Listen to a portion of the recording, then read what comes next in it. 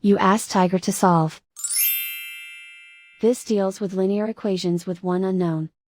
The final result is a equals 2 over 3. Let's solve it step by step. Simplify the expression.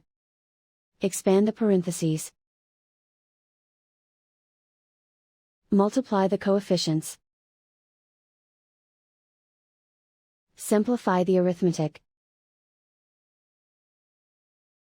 Expand the parentheses. Simplify the arithmetic. Group all constants on the right side of the equation. Add 10 to both sides. Simplify the arithmetic.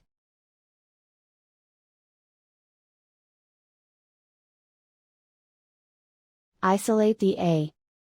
Divide both sides by -3.